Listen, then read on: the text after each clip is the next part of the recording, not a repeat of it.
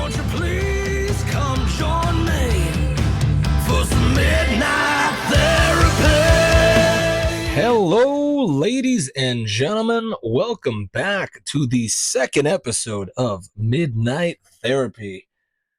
I am your host, the one and only Cat Matthews. This is a big step to be back for a second episode. Who would have thought we would get this far? Not me, not the 5 people watching, but hey, we're back. This show is very new, so we're just getting it off the ground here. If you watched the introduction episode, you would have known that we are, trying to do the rules and the structure of the show with the 3 segments and the viewer's choice for the third with the spin wheel in the comments. But before we get that going, you kind of need, viewers to do that. So until we get some comments below each video, I will, be deciding what we talk about until then, but we'll get there. It's still early. The night is young, but I won't have a problem thinking of, what we could talk about, because a lot of things go through my brain every day. Mostly nonsense. Hopefully you can relate. But today I want to briefly talk about nostalgia, especially nostalgia of a time that I relate to for my age group. And I am 25 years old. Let's get that out in the open. Don't be fooled by the beard. I have been shaving since I was probably 6. But yeah, the beard throws it off. I am 25. I was born in 1998. I am a, 90s baby, late 90s, early 2000s, in that kind of group. To give you a frame of reference to what I'm getting at, that's not to say that if you are not from that age group, you shouldn't watch this episode. Hopefully, if you're older or younger, you can get a perspective of our, experience and what we think and why we are nostalgic for certain things and our thought process and where we're coming from. And I'm going to, speak for that age group. Not, I'm not saying I know wholeheartedly that's how everybody thinks. This is only how I think, but maybe if you relate, good job. That's good. I'm generalizing a lot here. I'm going to generalize a lot always. So feel free to call me out in the comments if I get something wrong in your opinion. But my age group is a very odd group, and I think we take a lot of pride in that we are odd.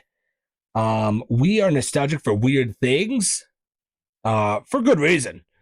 I think you've probably seen the videos, like the reels or the YouTube shorts and all that, and the TikToks of, it's like, oh, 90s baby can relate, get ready. And it's like weird music. It's like futuristic, odd music. And there's like the parachute from gym class. And there's all that, like the orange Rugrats VHS tape. And then we share that. They get millions of views because we do relate. And it sparks something in us. But what is that? Like, what is it sparking? The only thing that I could think of is that it reminds us of a better time because it was a time before the technological revolution. And what I mean by that is if you're 25, mid-20s, give or take, you have a good frame of reference to a time before social media, smartphones, the internet being what it is today. And I think it was a better time to us because it was less pressure. Now, granted, social media, the internet, technology, AI, all that does a lot of good things. Not to get too philosophical here, but just like a hammer does a lot of good things, depending on the intent of the user, could do a lot of bad things. So we need to weigh that. We need to think about that and look at the pros and the cons.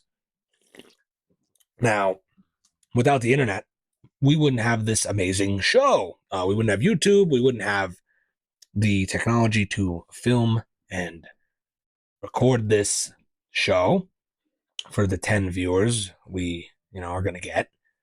So there's that, to get real personal, but there's a lot of other good things it does. It does a lot of good for society as a whole, but it also does a lot of bad. And I think that has played a pretty big part into our generation's mental health, which is not good.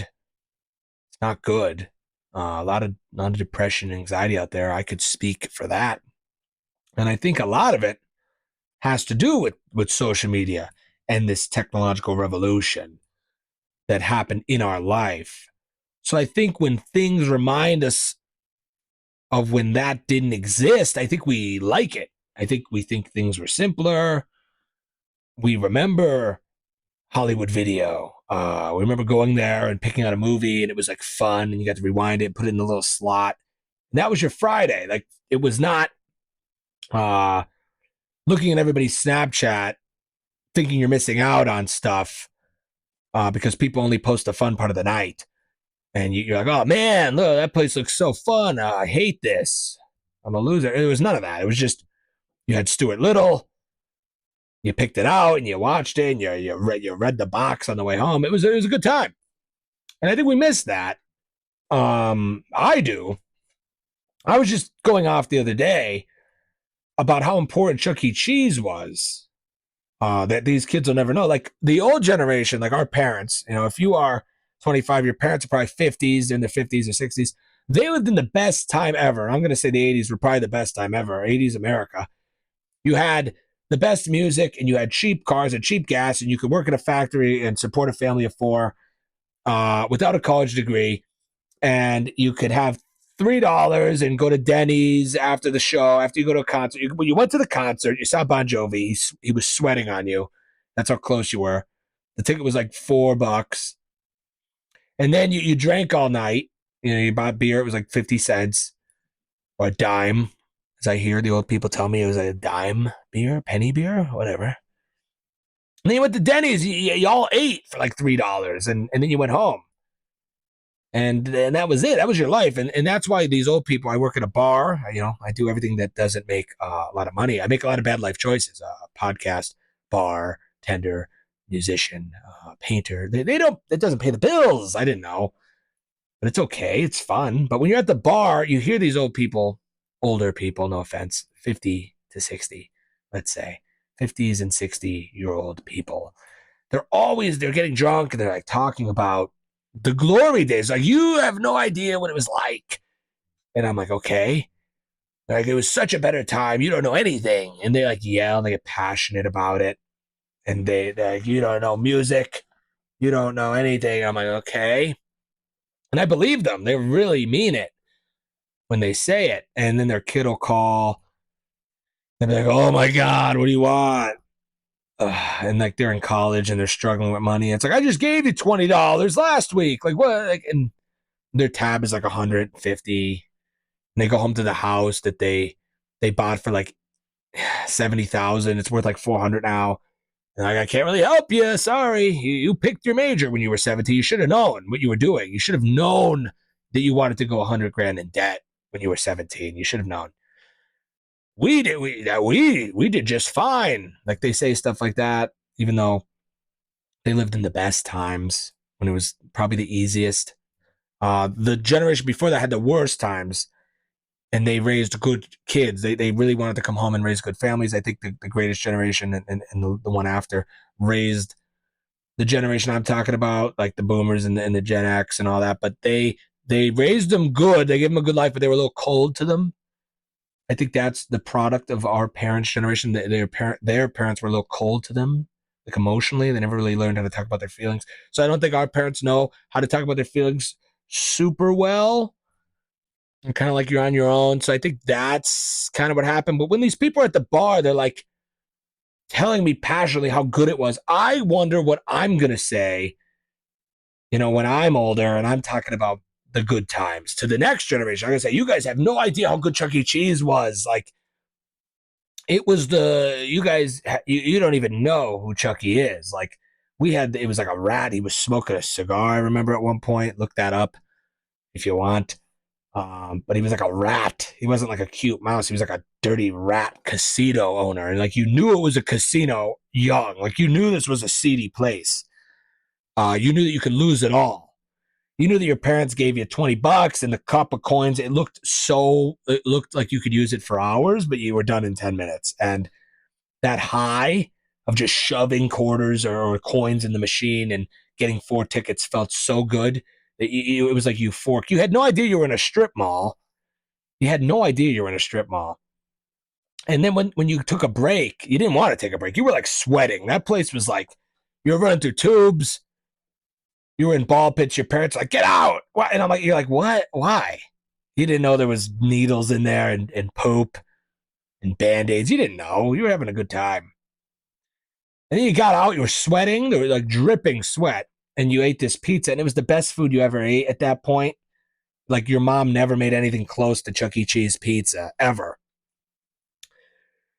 The soda was so cold. I hope people can relate. I hope there's 25-year-olds watching this. The soda was so cold that when you chugged, it was just gone. They would bring out pictures of it like it was like water. They were giving kids pictures of soda. It was a good time. That's why we're not doing so hot, physically and mentally, but because we were like slamming preservatives. We had kids' cuisine. We'll talk about that when we're at the bar. So you had no idea how good a kid's cuisine was. Like the hot brownie on the blue tray. You put the sprinkles. You have no idea. These kids have no idea. But Chuck E. Cheese, you would scarf down the pizza. Your fingers would be still greasy. You'd go and touch the machine. You'd go touch the game, get it all greasy. It was just a fun time. We didn't know how good we had it. Just like our parents, when they were seeing Bon Jovi that night, and your dad walked up to a girl that's probably your mom now, and he got her number, and she wrote it on his hand. He didn't have to go home on social media and scope her out and look her up on Instagram and see if she's on Tinder. He didn't do any of that. He didn't have an awkward talking phase on Snapchat with her. Like, hey, what are you eating? Pop-Tart? Oh, I love Pop-Tarts. He didn't do any of that. He just called her, and then she went on a date, and then they got married, and that was it. There was no comparing. There was no writing an article about yourself on like a dating app. Like there was no Craigslist post where you put up an old picture of you that's edited and there was none of that. It was just simple. But that night at the Bon Jovi concert, when your dad talked to your mom and he was nervous and he got her number on his hand, he didn't know that was the best it was ever going to get. Just like we didn't know how good we had it. We didn't know how bad we had it. That's like everyone and every time. You never know how bad you have it, but you also never know how good you have it. But we didn't know that Chuck E. Cheese was how good it was. We took it for granted. We took Blockbuster for granted. We took everything for granted. I have a Grimace koozie here. We eat this shit up, our generation. When they did the Grimace shake, I had like 7. When they did the adult Happy Meals, I had to go get them. I couldn't afford it. But the reason being is, hopefully you remember, but I remember having birthday parties at McDonald's. If there are younger kids watching, please let me explain something to you. You would go to school and you would get this invitation and have all the Ronald McDonald characters, all his friends on it. And maybe you don't even know that, but there was characters. There was sidekicks. There was the Hamburglar and the Birdie and the Fry Guys. It was fun. And McDonald's was a fun place. If you went to McDonald's, it was a big deal. It was like a fun, like circus thing. You got a toy in a box and you got to eat the fry and it felt good. It was like high. You were like high off of the experience. But you would get invited to a party. Your friends would say, I'm having a party at McDonald's. And you would be like, oh my God, I can't miss that. And you would go and all your friends would be there. You'd have like little hats on and bibs and you would be eating the burgers and the nugs and you'd have toys and you would go out and play after. And there was a play place, like a playground outside. And you guys know that if you're 25, you know the play place. You put your shoes in a bin and run up and down a slide. And they'd have the pictures of the characters there. And it was so fun. And Ronald would come out. There'd be a clown there and he would say happy birthday and you'd sing. And it would be so fun. It'd be so fun. You had no idea. You had no idea that this was a fast food restaurant and that clown was some guy they paid. Like maybe homeless guy to paint up in the bathroom moments before you came. You didn't know he was miserable. You didn't know he didn't like that job. You didn't even know, you thought it was actually Ronald. You didn't know you were in a fast food restaurant. Now, what is McDonald's but a place you go when you're hungover? It even changed, like, symbolically and physically. Like, it's a gray building. It is a gray building, similar to a prison. And they took all the characters. There's no characters. There's no lights. You go there and you could barely afford it still. Like, you're still poor at McDonald's. Like, at least there was a transitional phase where it was just cheap food. It wasn't like that fun place anymore, but it was cheap food. Now it's like, holy shit. I don't even know if I could get the Big Mac. I might have to just get the McDouble with Mac sauce, which is what I do a lot because I think it tastes the same. And I don't need the middle bun. Like, I don't need the middle bun on the Big Mac. The Mac sauce on the McDouble is fine. It's the same. You feel poor getting it, but it's okay. It's fine. And we've all been there. Hopefully we've all been there, or maybe just me, but whatever. But that is what we're going to rant about one day. Like we will rant about nostalgia, and I could go on forever. Like SpongeBob, my God, he's like a staple of us. The golden age, 1, 2, 3, season 1, 2, 3. Oh my God. 25 years old, and I'm still watching that weekly. I don't know, maybe it's just a comfort item. I don't know. Maybe I have trauma. Who knows? I got something. We all have something today. But it is odd the things we look back to and how they might appear insignificant compared to what past generations look back to. Like, our parents are like, remember houses were 70,000? Remember company clam bakes? Remember gas? You could fill it up and go to Maryland. You could drive from Pennsylvania to Maryland. You know? Remember Guns N' Roses, how good that was, that show? We paid $5 and we saw 5 bands. I got a t-shirt in the parking lot for $0.25. They tell stuff like that. We're going to say, do you remember the chocolate bar episode of SpongeBob? What are they selling? Like, that's what we're going to say. We're going to say, do you remember that episode we watched? Do you remember Blockbuster and Hollywood Video? You'd pick out the movie. It was so fun. That's what we're going to talk about. We're going to talk about almost nonsense because that's all we have. That's all we have. And we remember that time before, the smartphones ruined our lives, took over everything. Like, I find myself waking up, and like a lot of you probably, the first thing you see is the TikTok and the Reels, and the last thing you see is the TikTok and the Reels, and then you wake up, you just can't wait to watch it again. You don't even know what you're doing. Like, you will close TikTok and then just open it again and not even realize, what else is there to do? Because it's just the rat race of comparing your life to people. Like, you go to work every day and you hate your job, and then you see some influencer like on an island not working, and you're like, oh my God, what am I doing in my life? I guess I'll watch SpongeBob. Like, that is where we're at. I think we're tapped. I think we're very anxious, and we have a little of the depresso, a double shot of depresso, for good reason. So I think we cope with what we know. And that era was good and comforting. It was like a warm blanket. The Chuck E. Cheese and the McDonald's and all that, and the kids' cuisine and all that good stuff of a time gone by. And I'm wondering if you guys feel that way too. Maybe I'm just psychotic. Who knows? But if you relate, let me know below in the comments. Don't forget the original rules of the show. We do want you to decide that third comment. Once I have enough comments to fill up a spin wheel, I will spin it and I'll talk about whatever you want.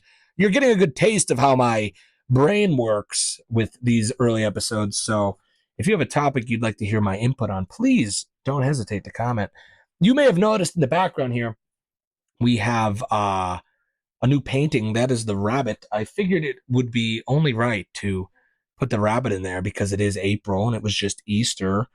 Last week there was the Frankenstein one. These are original paintings I've done, part of a series I call the Grotesque Holiday Portrait Series. I've done, I think, 6 and 6 of Halloween and Christmas, and then I filled the rest with the other lesser, holidays.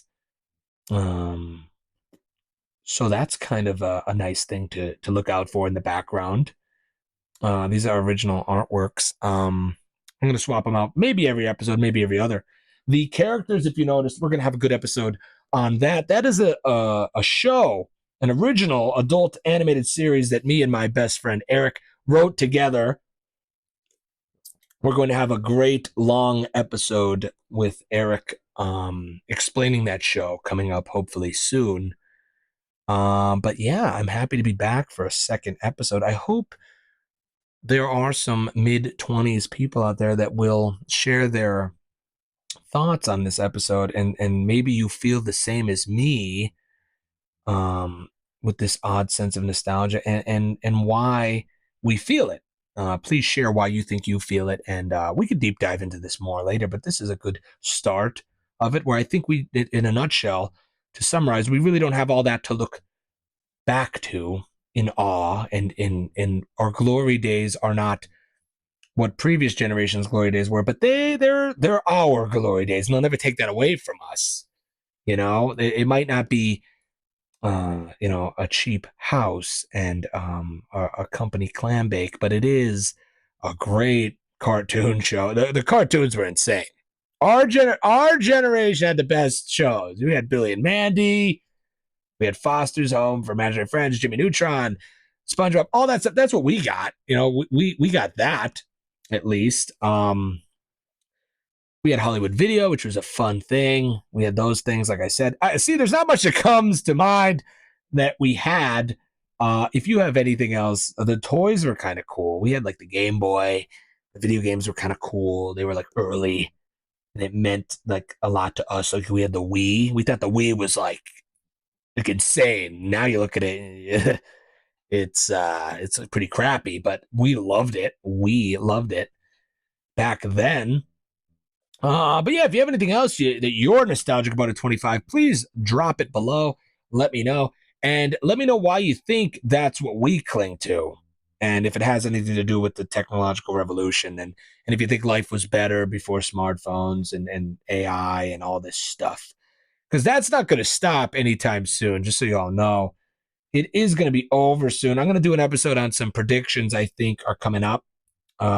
It's going to be here sooner than later with technology and AI, and we may be doomed. I'm going to be honest. We may be doomed on multiple fronts, but that one's really going to get us, I think. And so yeah, let me know if you think that plays anything into it, and if we look back to a time before that, because we are the last generation to have a frame of reference of that time. I think experiencing that change in our adolescence did a lot to us. We were kind of the test group of that. We were the ones they tried it out on. They didn't know how it was going to react.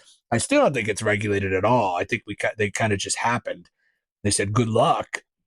We have no idea what this is going to do, but good luck. Why don't you get a MySpace? Try it out. And we said, okay. And I think in the future, people will be a little more careful of these things. But it's a little too late now. So all that we are going to deal with one day, or what we are dealing with now, is kind of what it is. So we could either deal with it together and talk about it on a therapy level, like this show, not licensed, remember, not a licensed therapist. But yeah, I think talking about it is a good thing. I think it doesn't get talked about as much as it should. So if you have any thoughts, let me know below. Thank you for tuning in to another episode of Midnight Therapy. Let's hopefully get these viewers up from like 5 to maybe like 10. That'd be cool. And we'll slowly grow together. Again, like, comment, and subscribe. And let me know what you want to hear me rant about next week. And stay curious, my friends. Have a great night.